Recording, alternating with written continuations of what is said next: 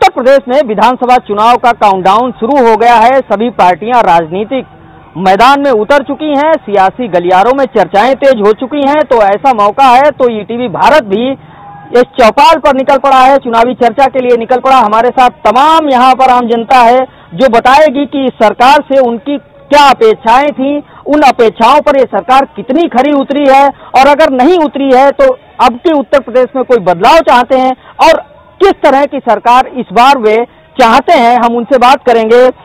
कौशलेन जी हमारे साथ हैं। कौशलेन जी से हम जानेंगे कि इस सरकार में उनकी क्या उम्मीदें थी और उन उम्मीदों पर कितनी खरी उतरी है प्रदेश की ये सरकार। जैसे आम जनता की अगर बात करें तो किन किन तरह से आम जनता इस समय प्रभावित है, उसके बारे में। इस समय जनता महंगाई से बहुत त्रस्त है, क्योंकि डीजल का दाम बढ़ रहा है, पेट्रोल का दाम बढ़ रहा है, सरसों के तेल का दाम बढ़ गया, और हमारे माननीय योगी जी ने गन्ने का दाम बढ़ाया मात्र 25 रुपए। 5 साल में 25 रुपए देकर और 200 रुपए लीटर सरसों का तेल खरीद के कर्मचारी 44 रुपए किलो चीनी खरीद के कहाँ से हमारी जनता खाएगी। जनता हमारी त्रस्त है। जनता जी के बीच में सुगबुगाहट भी है कि सरकार बदली भी जा सकती है, और कर्मचारियों में तो घोर निराशा है। कर्मचारी हमेशा ये देख रहा है कि कौन सी अगली सरकार के बारे में कर्मचारी सोच समझकर बटन दबाएगा। सोच समझकर। तो क्या क्या उस सरकार से अगर बात करें तो उस सरकार से क्या उम्मीदें रहेंगी? सरकार से हमारी अपेक्षाएं ये रहेंगी कि सरकार कर्मचारियों की सुनेगी, महंगाई पे लगाम लगाएगी और पब्लिक को थोड़ा राहत देगी। क्या नाम है आपका? मान सिंह नाम है। मान सिंह जी, ये बताएं कि अगर आम जनता की बात करें और इस सरकार की बात करें तो जो उम्मीदें थी, क्या लगता है उन उम्मीदों पर ये सरकार खरी उतर पाई है? हमारे हिसाब से तो बीते 5 सालों में जो भाजपा सरकार के द्वारा जो भी प्रदेश की जनता के लिए कार्य किए गए हैं, अगर मैं अपने पॉइंट ऑफ व्यू से कहूं तो मेरे हिसाब से तो बिल्कुल ही विफल रही है ये सरकार 5 सालों में। ना ये रोजगार प्रोवाइड करा पाए हैं जो इन्होंने अपने मैनिफेस्टो में कहा था, ना इन्होंने किसानों को कोई सुविधा दिया, ना विद्यार्थियों को कोई सुविधा दिया, और ना ही पूरे रोजगार प्रोवाइड कराए जो चुनाव के पहले बड़े बड़े वादे किए गए थे। आज पूरे प्रदेश की जनता में हर तबके का हर कर्मचारी हो, चाहे किसान हो, चाहे रोजगार से जुड़ा हुआ व्यक्ति हो, चाहे किसी भी लाइन में हो, लेकिन आज वो जो चुनाव के समय वादे किए गए थे उनका अगर आज आकलन किया जाए तो ये सरकार पूरी तरह से विफल रही है। और हमें ये उम्मीद थी कि भाजपा सरकार बहुत ही अच्छा कार्य करेगी।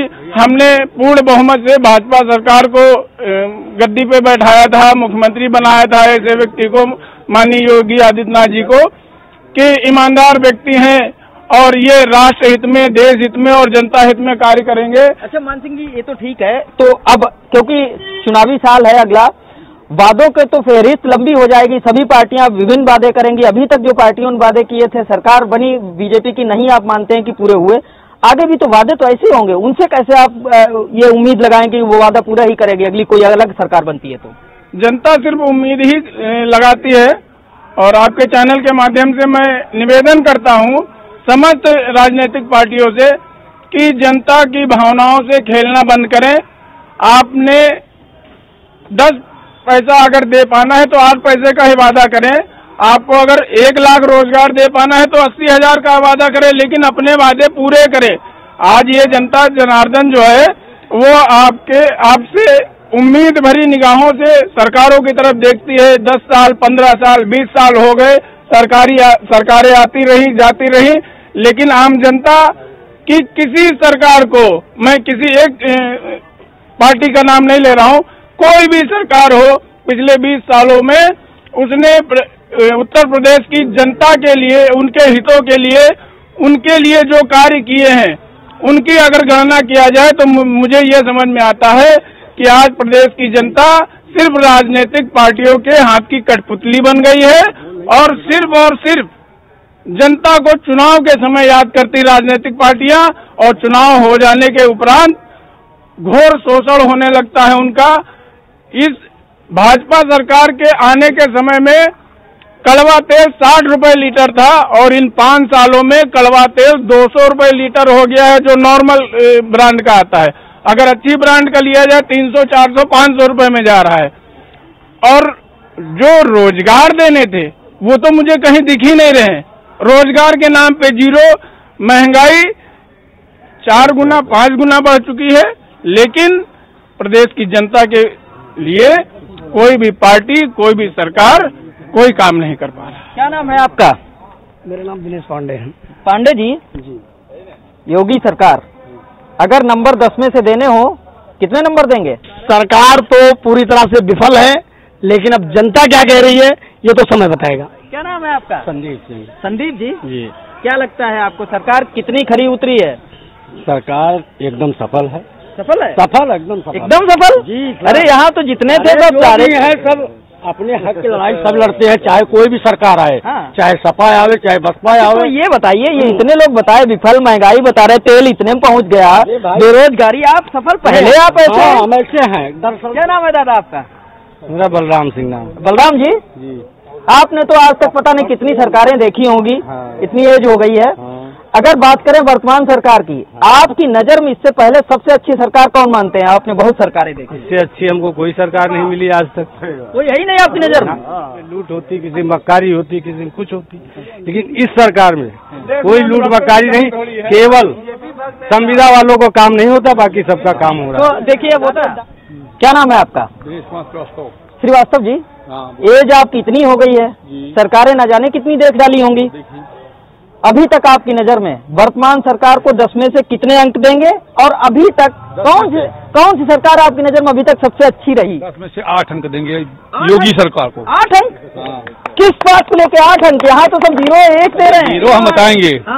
एक तो सबसे पहले अराजकता नहीं, लूटमार नहीं, डकैती नहीं, भ्रष्टाचार का सीमा से कुछ जो पहले था उसका ग्राफ बहुत डाउन है। मतलब कुछ तो नहीं, चोर हैं, चोर सब हैं, बोल परसेंटेज है, अगर 100 कोई 80 है कोई 90 है तो ये 20 हैं, चोर ये भी हैं, ये ना कहो कि चोर नहीं है।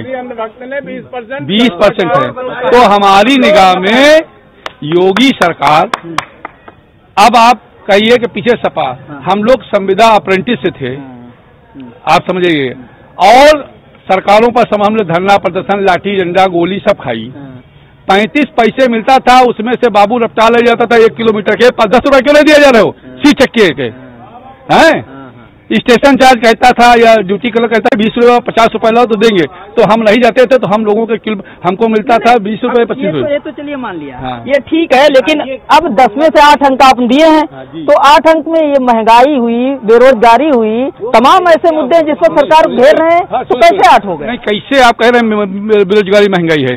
क्या है आप किसी पेट्रोल पंप, हाँ पेट्रोल पंप जाइए, 15 से 20 मिनट लग जरा भराने में, कहाँ है महंगाई? किसी दारू का अड्डे जाइए, कहाँ है महंगाई? कोई गरीब आदमी इससे बात करो, कहाँ कहता है? आप कहते भैया ये काम कर दो, कहते नहीं करेंगे, कहाँ महंगाई है? महंगाई तो आप कहते, आप लोग हल्ला मचाते महंगाई है। अच्छा। आप सड़क पर देखिए, कहीं महंगाई नहीं दिखाई पड़ रही, आपको खेतिहर मजदूर मिल नहीं रहा है। जिन्होंने 60 साल में हमारी सड़कों के, हमारे पार्कों के, हमारे स्कूलों के, हमारे अस्पतालों का धन खा करके स्विट्जरलैंड में जमा कर दिया है, आज क्या वो हमारे यहाँ क्या बना देंगे? कुछ नहीं बनाएंगे। आपकी नजर में 10 में 8 अंक यानी बीजेपी की वापसी तय है? वापसी तय 100% होगी। हम भी पब्लिक के बीच में रहते हैं, स्टेशन पर रहते हैं, लोगों के बीच में जाते हैं, कोई टक्कर माही नहीं। हाँ टक्कर देखिएगा, 44 हैं, 44 में कहो 35 रह जाएं, 44 है 35 रह जाएं। अरे बोलिएगे, क्या कहेंगे आप? देखिए आप तो बैग लिए हुए हैं, बाकायदा ATM सब कुछ है, देखिए क्या कहना है इस सरकार से? सरकार से क्या कहना है? सरकार का तो ठीक ही काम है, ठीक काम है। हाँ, लेकिन सरकार से ये जरूर कहना है कि एक नियमित चालक इस विभाग में 40,000 पाता है 4000 किलोमीटर करने के बाद, और एक संविदा का चालक दुखी है, एक संविदा का चालक 4000 किलोमीटर करने के बाद 6000 रुपए तनख्वाह पाता है। ये कहाँ से सबका साथ और सबका विकास है? यानी नहीं है कुछ है, सबका साथ सबका विकास नहीं। वोट तो मैं भाजपा को दूंगा, जिताऊंगा, लेकिन ये कहाँ का सबका साथ और सबका विकास है? नहीं तो अब तो सबका, अब तो और मोदी जी से कहना चाहता हूं, तो साथ में सबका विश्वास भी लग गया है, तो विश्वास आपको नहीं? विश्वास है 101%, 101% विश्वास है। हाँ, लेकिन अभी 2022 तक हमारे पास समय भी है, ऐसा नहीं है। देखिए अब हमारे साथ सीनियर है तमाम, अब युवा भी है। युवाओं की, क्योंकि युवा ही देश का भविष्य होते हैं, भविष्य का निर्माण करते हैं। क्या नाम है आपका? कमलजीत सिंह। कमलजीत सिंह। सरकार उत्तर प्रदेश की 10 में से कितने नंबर देंगे सरकार? 2 नंबर। क्यों? बेरोजगारी, अच्छा। दूसरी बात महंगाई, हाँ। तीसरी बात जितने पढ़े लिखे हैं सब बेरोजगार घूम रहे हैं। तो कौन बेरोजगार है? सरकार तो कह रही है कि पकौड़े बनाइए, चाय बेचिए, बेरोजगारी खत्म होगी ना। अगर चाय बेचने से अपना परिवार पल जाता तो आज अच्छे अच्छे चाय बेचते। तो वो तो प्रधानमंत्री बन गए चाय बेच के, आप बता रहे अच्छे अच्छे चाय बेचते। क्या बात गलत कह रहे इस जगह पे। आप इस जगह पास प्रमाण क्या है?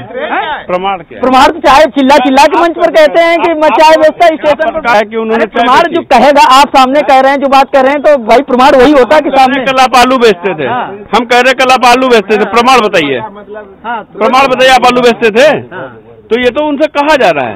और सदियों पुराने जमाना और था, सदियों पहले जमाना और था, और आज जमाना और है। ठीक है, हमको बेरोजगारी में इस तरीके से प्रताड़ित किया जा रहा है कि जिसको हम अपने शब्दों में आपसे बयान नहीं कर सकते। समझ रहे हैं? हमारा आशीष श्रीवास्तव। कमलजीत पर आते हैं। कमलजीत युवा है और युवा कह रहे हैं कि भाई कितनी पढ़ाई की है आपने? कितने लोग का है? क्या कर रहे हैं? इस समय रोडवेज में लगे हुए, क्या करेंगे? अच्छा जी। अच्छा, तो मतलब नौकरी वोकरी नहीं मिली? नौकरी क्या किया जाए, 2-4 पेपर देके बैठे हैं, रिजल्ट का इंतजार कर रहे हैं। आचार संहिता आ जाएगी, उसके बाद क्या करेंगे? 3 महीना घर पे बैठेंगे। तो ये तो तमाम सरकारों का कमलजीत होता है कि भरवाया जाता है। ये बात कहना चाहूंगा, 2012 में सपा की सरकार थी, उसमें इतना बेरोजगारी नहीं थी जितना भाजपा के राज में है।